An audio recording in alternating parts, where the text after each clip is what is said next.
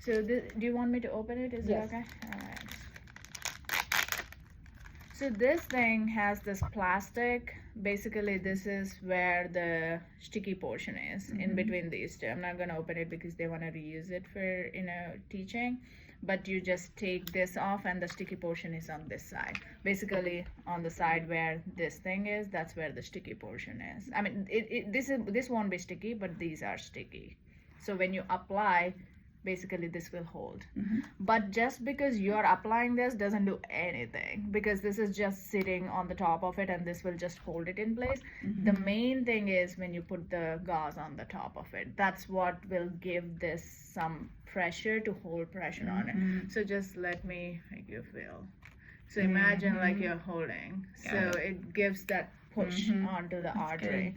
Yeah, so it's very good because especially for digital radial, because the bone structure is not gonna be easy for a TR band or any kind of band to sit. They try to create a lot of bands for this, but everyone's anatomy is so different, you know what I mean? But this sits anywhere. So this is the anatomical snuff box right here in this triangle. That's where I go. Yeah, so you basically in the lab we already do this. So when you get this patient and you have to reapply, you're not having a sheath or anything, you know what I mean? That's already out. So all you will see is like, let's think this mole right here is a puncture, skin puncture, let's say. So generally the skin puncture and the arterial puncture, they're not perpendicular because we go at an angle, like 45-degree angle, sometimes less than that, but very rarely that happens. So if the skin puncture is right here, mostly the arterial puncture is less than half a centimeter this way, right here, because the needle is entering this way. Okay, so less than half a centimeter. Yeah, so it's very like quarter centimeter right here. So the reason why I'm mentioning that is because when you place this, you don't have to just place it on the puncture side. You can go a little bit that way. But good thing about this is it's such a broad, space that, even if you put it like here, it's just should cover everything. But make sure at least it's on the puncture side and a little bit that way. Okay. But it should definitely cover the puncture side a little bit on this side. Okay.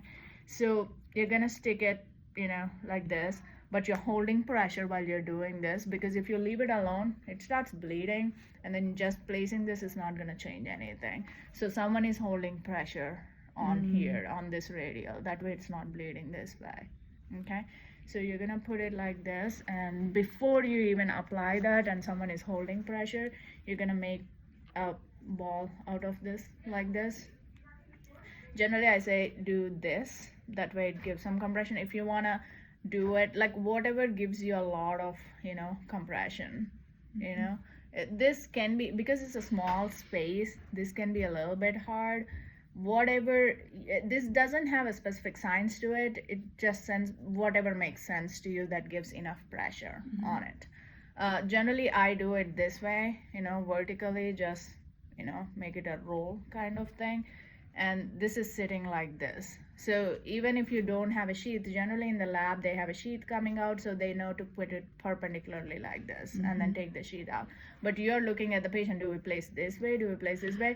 Just if the hand is basically here and the punctured side is here, you're gonna place it like this. So imagine it's like a wristband. So this should be horizontal. Yeah, and once you put it there, and you're gonna just this on the top of it, and then still holding pressure, because nothing is holding pressure at this time except for your hand. Whatever pressure you are keeping is the one that's stopping the bleeding, so don't let go of the pressure at any point. But once you put it here, the gauze, you can let whoever is holding pressure here can let go, because you have it under control at this time. Okay, so before you even apply all this, I say, if you don't have help beside you and you're just by yourself, I say take this stretchy tape and cut it, like, depending upon the size of skinny versus big hand, whatever hand you're dealing with. This needs to go, the length should be at least it should cover circumferential to the wrist. So whatever length makes sense to you. And this is a stretchy tape, and this tape is awesome. You don't need a scissors to cut it. So you basically, let's see, I'm gonna take it like this. You just hold it and tear it. It doesn't need to be pretty or anything, as long as it does the job. And this is reusable too. If let's say you did not apply it right, it can basically, you can reuse it, take it off and reuse it. So you got this here, and you got, I'm in the video now. You got this here, and then you're gonna take this, and I did not cut it to the exact length, but basically first thing you're going to start here, like stretch it and apply it around the hand, and as you're pulling it, you're holding pressure so it doesn't just come off this way, all this what you said here. So hold it like this and then stretch it and then put it circumferentially. Okay, is it tight, too tight? No, you're fine. Okay, so one will go like this. Okay, the other one will go here around this. So you start somewhere here, and then you basically take it and do it this way.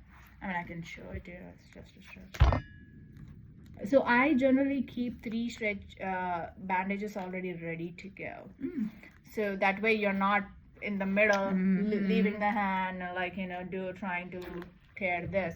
So you're basically keeping these ready to go, like put it anywhere beside the on the patient's bed even, Bedside table. yeah. And so now the second one basically goes in between the thumb and the index finger like this, and it goes like basically this way, and basically you need to reach the other end of it. That's the goal, is like the length should be good enough to keep it wrapped around like that. Okay, the second one goes like this, and third one basically, you see how there is a gap here. I don't like that because sometimes patients can pull on it, something gets pulled on it and get loose.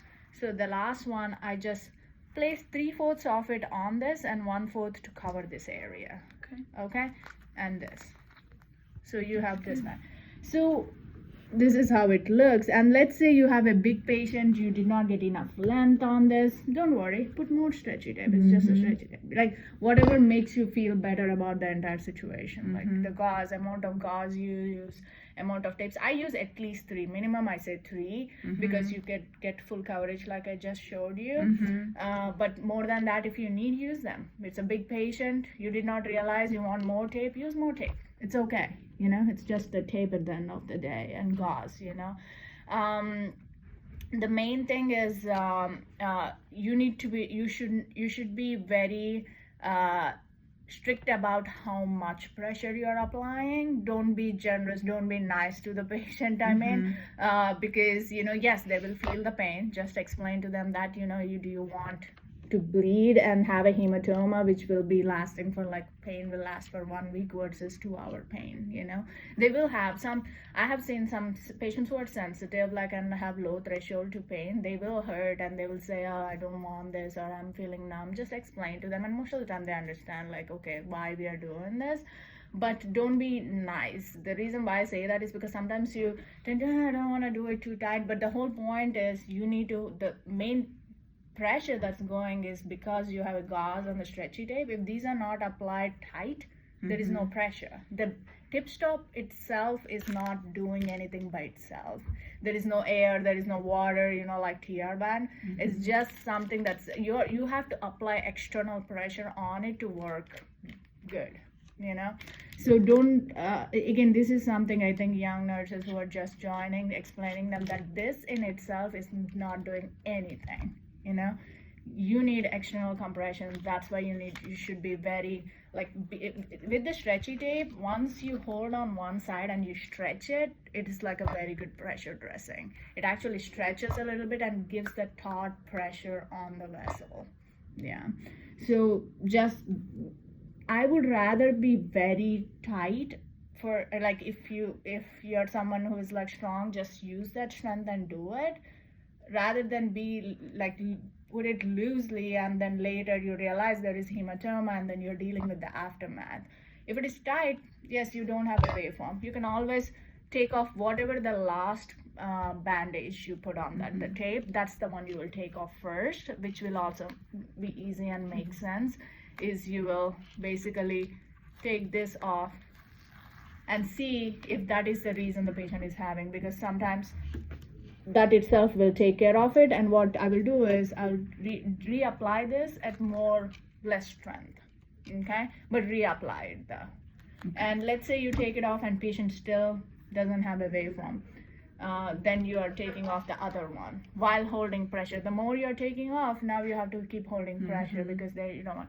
Once you, at some point you will realize, okay, that is the bandage that's causing trouble, then you're going to reapply it with a lesser strength. Again, I would rather be on the more strength side than less strength side, because it's easy to deal with no pulse, no pulse in the sense, what I mean is, you know what I mean, the blood flow, rather than bleeding and then you're dealing with the bleeding, you know.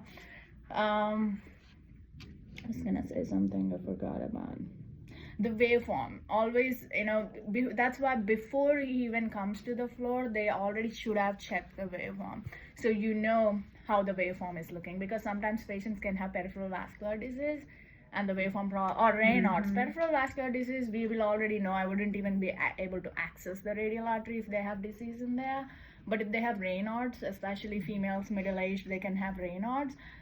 They might not have a good waveform to begin with. So that is something they should have already checked for you all. You are not dealing with that on the floor. It should not come to that situation. If it comes to that situation, then we have to teach the cath lab, you know what I mean? So they're doing a very good job though. Like so far, knock on the wood, like how many ever cases I did, every patient, no hematoma, everything went smooth. So great. Yeah. Is that called 3M microfoam? No, it's called stretchy tape. Stretchy tape. I was thinking materials. There will be 4,000 different varieties. Look at that. I love it. Did it not hurt you at all? I'm okay. You're a good patient. So yes, look at this, how much pressure you can apply just with that thing. But the entire pressure is because of these two, not necessarily this. Did you feel it was tight? I wasn't even applying that much pressure on it. It felt like it definitely could be occluding, you know, like adding pressure to the artery. Yeah. I saw that the color could change. It was changing a little bit, and I did not even use that much pressure. So imagine putting good pressure; it will actually seal it pretty nice. So are you accessing the radial artery on all your procedures like that, or? Yeah. So depending yes, if it is 90% of the cases, it will be left distal. But there are always, my go-to is left distal, where I'm showing you. But let's say patient has tiny artery or occluded artery, then I go to left proximal, which will be a TR band, which you already deal with and you know how to take care of it. And if that doesn't work, then right radial. If that doesn't work, then groin. So that's the whole point. The beauty of left arm accesses is you have an extra access before you have to go through the groin and, you know, deal with the groin. Like, you know, patient comfort is better with left distal. And also, if I'm doing an impel, tomorrow I'm doing an impel assisted PCI, then I do groin, obviously. So if there are obvious cases where I'm doing impella, balloon pump, or something assisted PCI, then I will do groin access only for that, because we need to only use groin for that, impella. But if I'm doing diagnostic cath only, let's say, it will be radial, and it will be mostly, like I said, 90% left distal, if not proximal, if not right radial. So before I get to right radial, I'm trying two things on the left hand. Patient has coronary bypass graft, doesn't matter, I'm going left. Awesome. Yeah, because I know people go groin for coronary bypass graft, but left distal works for everything. That's awesome. Yeah, so most of the cases you see from me are gonna be left distal. Yeah, unless, like I said, there are special scenarios where we have to switch, and and I do right IJ for right heart cats. So if you see a patient coming in, I don't know if they already take it out in the lab or they're sending, if it is an ICU patient, to upstairs. Most of the time I think they just take it out and hold pressure.